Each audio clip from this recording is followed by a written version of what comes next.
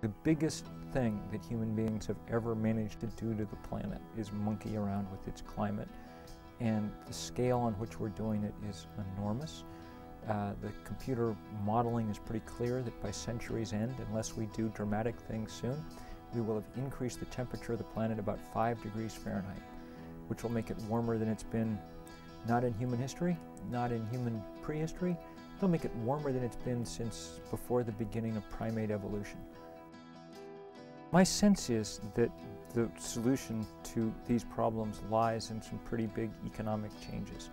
More than anything lies in getting away from the idea that what we need is growth all the time. One of the best ways, I think, to do that is to build more local economies that can begin to produce some other goods, relationship, community, neighborliness, those pleasures, along with the things we need, food and energy and whatever, to get through our lives. It's not that we need to go back to some total self-reliance. It's that, in fact, we're built for much more complicated and interesting tasks than we spend much of our time at, you know? We didn't evolve this set of limbs and senses and emotions and intellect just to sort of recline on the couch and flick the remote control. We're built for contact with each other, for contact with the natural world, for doing all kinds of things, making all kinds of things. And if we can get back there, we'll be the happier for it. It's very clear that there are trends going in all kinds of ways. More people go shop at Walmart every year than they did the year before.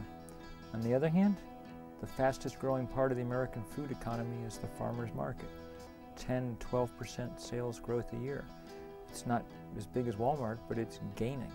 And it's these, these are the kind of decisions that we're going to make over the next decade or two, and the outcome of the story rests largely on them.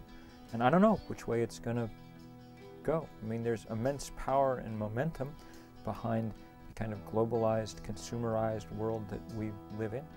On the other hand, there are certain logical problems with it, including the fact that it's so dependent on cheap energy that make you think it may actually be ripe for a fall and pretty vulnerable. So I think that there are things to be hopeful about. Some of those models are emerging. I don't know whether they're all going to happen in time or not. I mean, I wrote a book called The End of Nature, so I'm not a reflexive Pollyanna on any of this. But I'm more than willing to do the work while there's some opportunity, while there's some window open, to see if we can squeeze through that window still.